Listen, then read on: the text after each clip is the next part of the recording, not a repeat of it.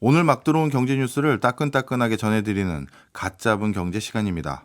오늘은 이데일리의 신수정 기자, 연합인포맥스의 정지서 기자 두 분과 함께합니다. 어서 오세요. 네, 안녕하세요. 먼저 첫 번째 소식은 우리 정 기자님이 네. 주시네요. 어제 열렸던 금통위 소식 맞죠? 맞아요. 네, 어제 이제 한은이 올해 처음이었어요. 금융통화위원회를 열고 기준금리를 3.5%로 동결했죠. 이게 사실 지난해 1월에 금리를 올린 이후에 지난 1년 동안 8번 연속으로 동결 기조를 이어간 거였거든요. 네. 그래서 뭐 사실 시장이 예상한 결과여서 동결 자체가 뉴스는 아니었습니다. 네. 근데 뭐 통화정책 방향문이랑 이창용 총재의 워딩에서는 좀 눈에 띄는 부분들이 있어서 전해드리려고 가져왔습니다. 네. 사실 오늘은 진짜 말씀 주신 것처럼 기준금리는 미국 분위기 고려하면 아직까지는 올릴 분위기 아니라는 거 우리도 어느 정도 예측은 맞아요. 했는데 네. 오늘 가장 큰 핵심은 역시 이창용 총재의 말씀이었어요. 맞아요. 예. 이 일단 통화정책 방향문, 그러니까 이 통방문을 직전 금통이었죠. 지난해 11월 거랑 비교를 좀 해보면 가장 큰 특징은 이겁니다. 그러니까 향후 통화정책을 이야기하는 부분에서 추가 인상 필요성을 판단해 나가겠다 했던 문구를 아예 삭제한 거였어요. 그 지난해 11월 좀 보면 당시에는 금통위원 6명 중에서 4명이 3.75%로 25bp 인상 가능성을 열어뒀었거든요. 네. 근데 이번에는 이제 만장일치로 동결을 선택했습니다. 예. 뭐 물가 둔화 흐름도 확인되고 있고 또 미국 연준의 정책 스탠스나 뭐 지정학적으로 사실 하마스 사태도 좀 완화하는 분위기도 있고요. 또 예. 최근에는 유가도 많이 빠졌잖아요. 그러니까 이런 여러 대외 여건의 변화를 이유로 추가적으로 금리를 인상할 필요성이 낮아졌다 이렇게 언급을 했습니다. 예. 그래서 이제 이 문구가 삭제된 걸 두고 시장에서는 한은이 기준금리 인상 사이클을 공식적으로 종료했다 이렇게 해석을 좀 하고 있는 거죠. 근데 다만 이제 통화 긴축 기조를 충분히 장기간 지속하겠다라는 문구는 그대로 유지를 했습니다. 네.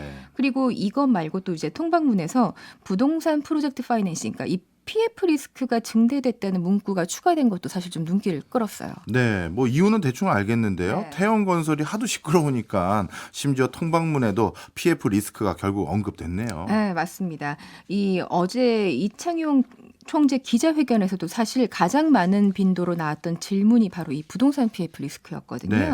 일단 뭐 태형건설 관련해서 한은은 뭐라고 대답했냐면 태형건설 이슈는 현재 하늘이 대응할 단계가 아니다라고 대답을 했습니다. 특히 여기서 이제 중요한 포인트는 뭐였냐? 부동산 PF 관련 리스크에 대해서 한은이 발권력을 가지고 있잖아요. 그러니까 예. 이 발권력을 동원해서 유동성을 지원할 계획이 없음을 명확히 했어요. 그러니까 돈 풀어서 태형건설 그리고 이번 태형건설 사태로 인해 파생하는 것들에 대한 각종 설거지를 지원하는 일이 없다 하고 선을 좀 그은 거죠. 네.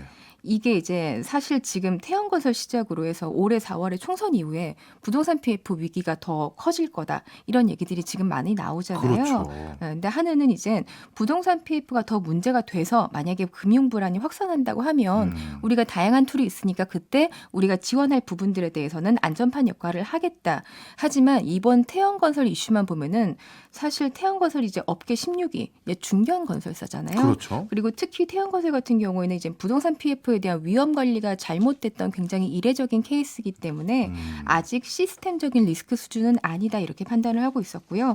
결국 일련의 어떤 PF 사태가 단기간 내 금통위 스탠스의 변화를 줄 만한 영향은 없다 이렇게 이야기를 한 걸로 보입니다. 네. 사실 일각에서는 태형건설 이슈 불거지면서 여기저기 네. 위기 터지냐, 그러면 이렇게 위기가 고조되면 결국 금리 내리는 거 아니냐라는 기대들도 없진 않았거든요. 있었죠. 이번에 이제 뭔가 힌트가 나올 거라고 하는 예. 기대가 있었는데 이 부동산 PF를 둘러싼 우려가 사실 지난해부터 감지가 좀 됐었잖아요.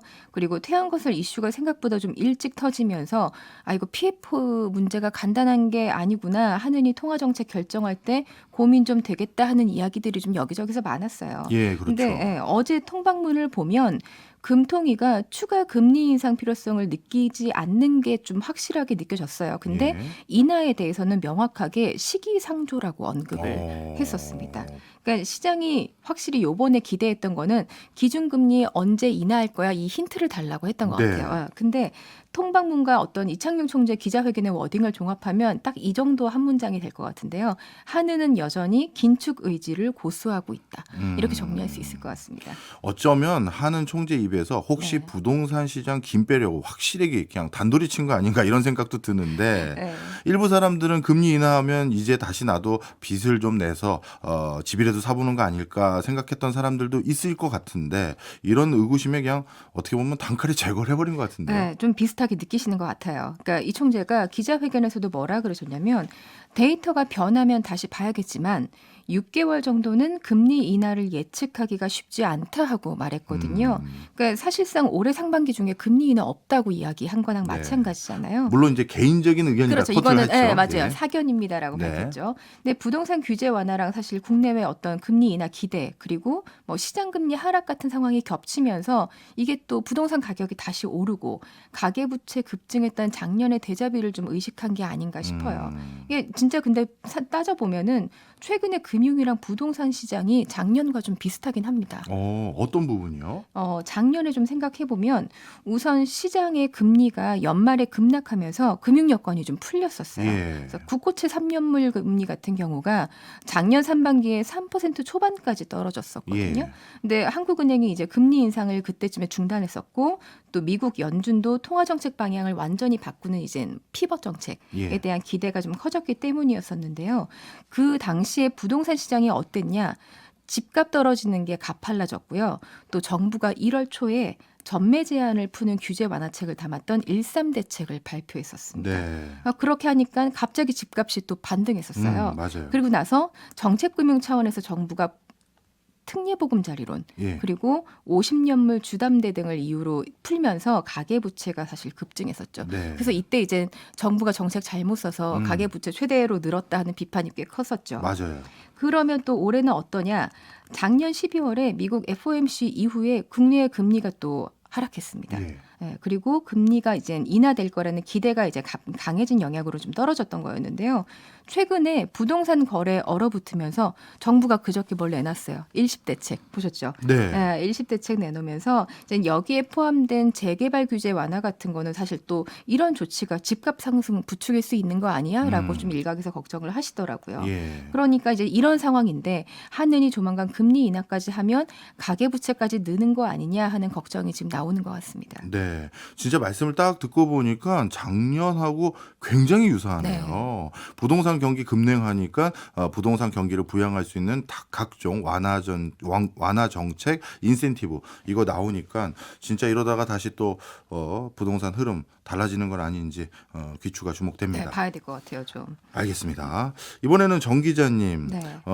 이런 질문도 들어요. 그러면 하는 입장에서는 작년과 올해 조금 부담되는 거 아닐까요? 똑같이. 아마도 좀 그렇지 않을까요? 네, 그럴 것 같은데요. 어제 이제 총재의 말에서도 그 부담이 여실히 느껴진 게 부동산 시장을 연착륙시키는 게 굉장히 중요하다. 그리고 우리나라는 부동산 가격 자체가 굉장히 높다 이렇게 하면서 이것을 다시 상승시키는 우를 범하지 않아야 한다 하고 이창용 총재가 말한 것도 아마 그 맥락에서 한 게 아닌가 싶습니다. 네, 사실 우리나라처럼 가계 자산의 대부분이 부동산인 나라에서는 네. 통화 정책, 가계 부채 사이에서 어떻게 보면 정책적 줄다리기 이런 걸 계속 해야 되는 상황이잖아요. 네네. 하느니 금통위에서 지방 중소기업 돕겠다고 한 것도 있던데 이건 또 뭔가요? 이거는 그 중소기업 대상으로 9조 원 규모의 특별 지원을 실시한다고 발표한 건데요. 네. 금융중개 지원 대출을 활용하기로 했습니다. 이거 이제 다음 달 7일부터 7월 말까지예요. 6개월간 총 9조 원을 중소기업 전 업종에 공급하는데 그 가운데 이제 주점업 이랑 부동산은 배제했습니다. 그렇군요. 근데 이제 이거 왜 하느냐? 예. 어쨌든 이제 하느니 통화긴축 기조를 장기간 이어가겠다고 했잖아요. 네. 그럼 이제 이런 상황에서는 이자 비용, 그러니까 금융 비용이 부담이 커지겠죠. 네. 그래서 이젠 그런 상황에서 취약 업종이거나 지방 소재 중소기업일수록 더 쪼들릴 수 있으니까 이 사람들 돕겠다는 겁니다. 전에 한번 그 말씀드렸던 영업이익 내서 네. 이자도 못 내는 한계 기업, 좀비 기업, 그러니까 중소기업이 이런 한계 기업 되지 않도록 막겠다는 거예요. 근데 이거를 두고도 좀 평가가 엇갈리는데요. 네. 이게 당초에 6조 원이었던 걸 9조 원으로 늘린 거예요. 예. 그래서 한은이 지금 이 금융중개 지원 대출을 늘린 게 지난 코로나 위기 때 이후 처음이거든요. 예. 그래서 사실 경기 부양 정책 다시 시동 거는 거 아니냐. 또 이것도 사실상의 금리 인하 수순이다 하는 해석이 좀 나오기도 합니다. 이게 실제로 그 금통위에서도 조윤재 금통위원이 이 부분에 대해서 좀 자칫 이거 통화정책 완화 신호로 읽힐 수 있다라고 해서 소수 의견으로 반대했었어요. 네. 하지만 한은은 여기에 대해서 그거 아니다. 고금리 오랫동안 유지하기 위한 차원에서 취약계층 지원 확대하는 거다 하는 논리로 맞서면서 결국엔 실시하기로 했습니다. 네. 종합해 보면 이거네요. 금리 더 안 올리겠습니다. 그리고 상반기 내 인하도 어렵습니다. 네. 당장 좀 버티기 불편하실 것 같아서 저희가 별도의 지원책은 좀 마련해 드릴게요. 이게 요지인 것 같은데 맞습니다. 네. 시장에서는 어떻게 봐요? 일단 뭐 시장에서 그간 2분기 인하 가능성을 계속 꾸준히 제기를 해왔었는데 여기는 힘이 좀 빠졌고요. 예. 이르면 7월쯤에 인하를 하지 않겠냐 하는 말에 이제 힘이 좀 실리고 있습니다. 네. 그래서 연말까지 0.5%에서 1%포인트가량 낮아지지 않겠냐 하는 전망이 좀 많은데요. 네. 지금 3.5%니까 뭐 최대 2.5%까지 앞으로 두세 차례 정도 인하하면 2.75 정도를 연말 금리로 지금 내다보는 것 같아요. 예. 근데 뭐 어쨌든 사실 고금리의 영향 때문에 아무리 뭐 요즘에 수출이 좀 개선되고 있다고 해도 내수 부진은 불가피하잖아요. 네. 근데 여기에다가 이제 미국 연준도 금리 시나리오 내릴 거 고려하면 결국에는 하는 금리 조만간 내리겠죠. 근데 물가 둔화가 어떻게 가시화되는지도 봐야 하고요. 또 앞으로 아까 언급했던 PF 리스크 예. 그것도 어떻게 전개되는지 보면서 금리 인하 시점에 대한 그 시점과 폭에 대한 논의가 좀 더 부각될 것 같습니다. 알겠습니다.